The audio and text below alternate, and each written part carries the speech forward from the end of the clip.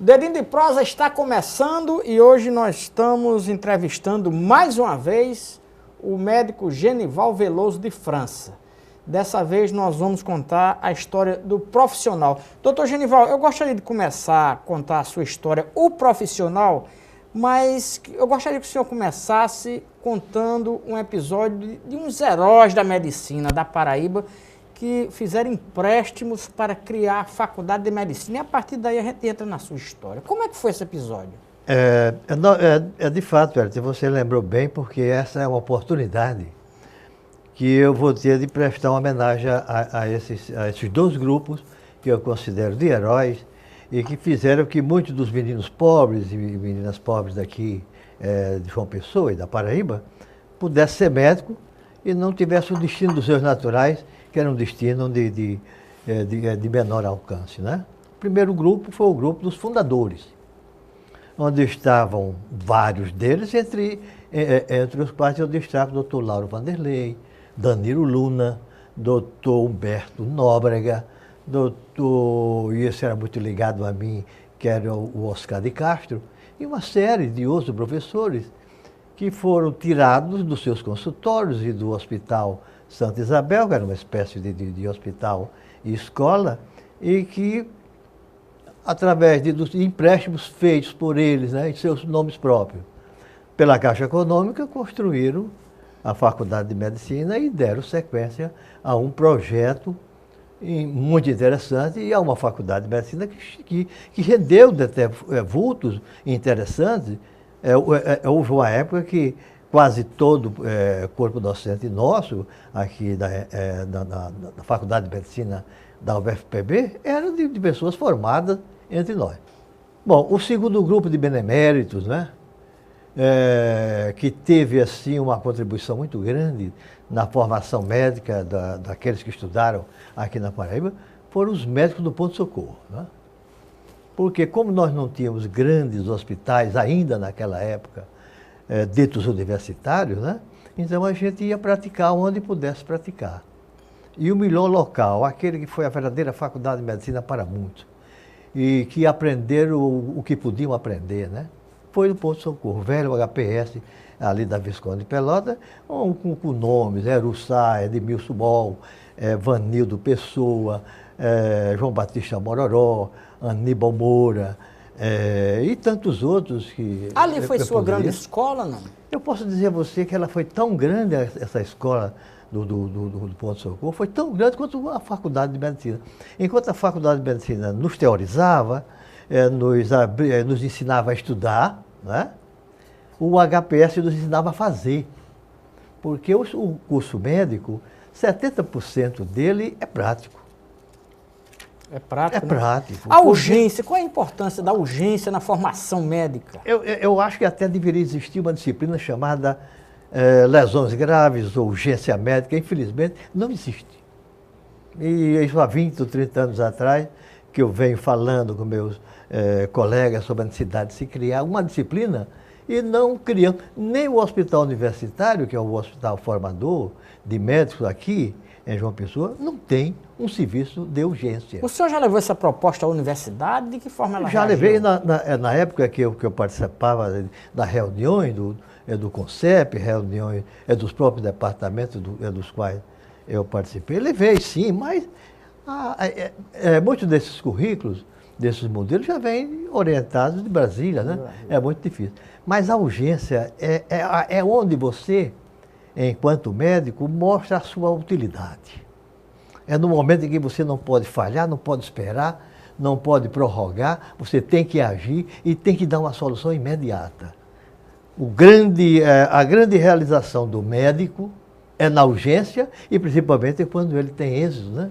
Nessa urgência. A medicina especializada, o sujeito é especialista em coração, o outro... Todo médico não deveria ter muito do conhecimento geral da medicina, o clínico geral. Porque é um absurdo o camarada chega com um problema no médico e fala, não vou lhe atender não, porque só está entendendo de cabeça. Mas ou é um raciocínio equivocado? Não. O currículo médico encerra todas as disciplinas e todas essas especialidades chamadas de tradicionais, né? Aquelas tradicionais. E o médico sai com uma noção. O médico sai de uma faculdade de medicina com a noção geral, mas muito mais teórica do que prática, né? Ah, tá.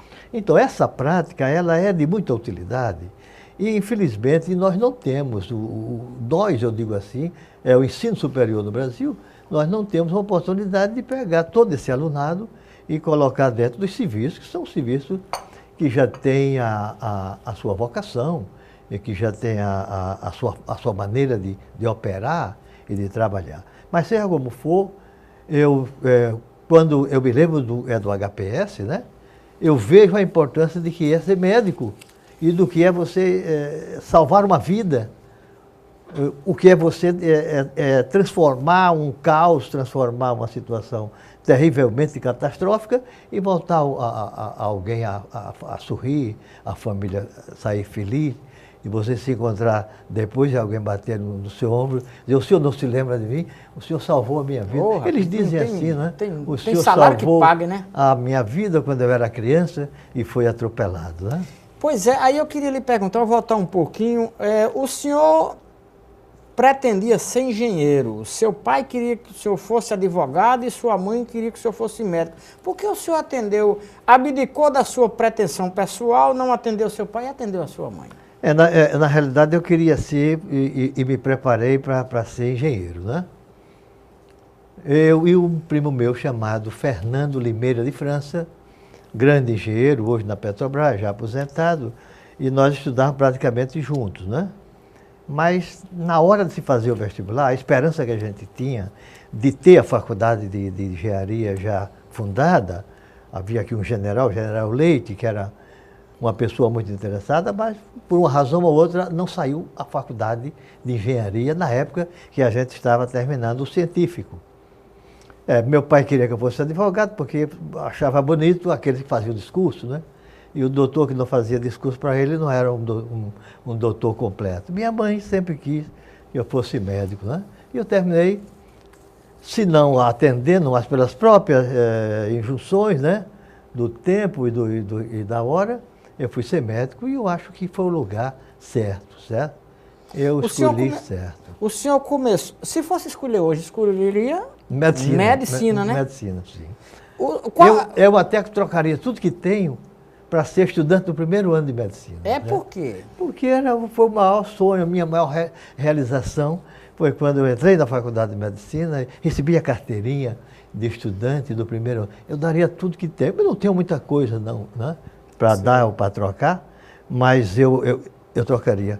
Eu queria ser estudante do primeiro ano de medicina, mas com a idade que tinha naquela época. E o senhor tinha quantos anos? Tinha 18 anos. 18 anos? 18 anos. Ingressando na faculdade de medicina, se formou com quantos anos? Me formei com 25. O senhor é uma pessoa de origem muito humilde, modesta, de Jaguaribe, essa história nós já contamos aqui. Como é que uma pessoa com aquele perfil, com aquela origem, chega à faculdade de medicina? Olha, eu acredito que não foi apenas a minha pessoa, né? Muitos foram. Eu digo muitos, mas nem todos, né?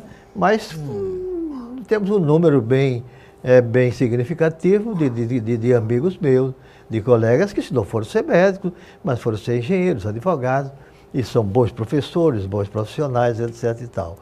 Mas eu acho que foi a minha mãe. A minha mãe foi quem torceu a mão do destino, né? E fez com que eu não tivesse o destino dos meus naturais e que eu fosse ser médico. A minha mãe tem uma importância muito grande na minha vida, certo? O senhor é da primeira turma da Faculdade de Medicina? Não, eu sou da terceira turma, a turma que terminou em 1959. Nossa primeira turma entrou em 52 e saiu em 57. A minha entrou em 54 e saímos em 59. Já era Universidade Federal, não? Não, era uma faculdade particular. Aquela que aquele grupo criou? Sim, aquele grupo criou. Era uma faculdade particular, tinha uma sociedade mantenedora, né? E nós pagávamos, não tanto, né? Mas nós pagávamos alguma coisa até que, quando eu estava no 5º ano de medicina, veio a federalização, aí passamos a ter um curso gratuito. Depois essa faculdade depois foi federalizada, é assim, não? Ela depois foi Tinham aqui algumas faculdades estaduais, né? Outras foram chamadas, foram consultadas, fizeram esse grupo, e desse grupo formou-se porque teve primeiro a Universidade Estadual da Paraíba, e que teve como reitor o ministro José Américo de Almeida. Depois Quando o senhor era estudante, o reitor era Zé Américo? Não, quando eu era no final do último ano, sim, porque ele foi o primeiro reitor, né? Certo. Aí essa instituição foi federalizada por ele?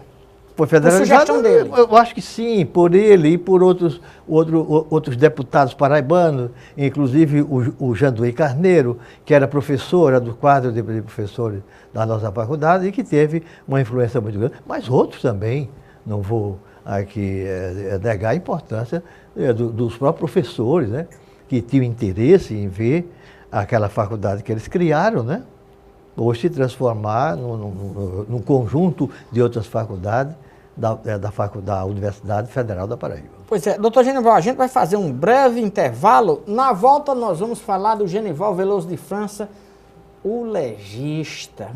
Tem muito o que contar. Já já a gente volta.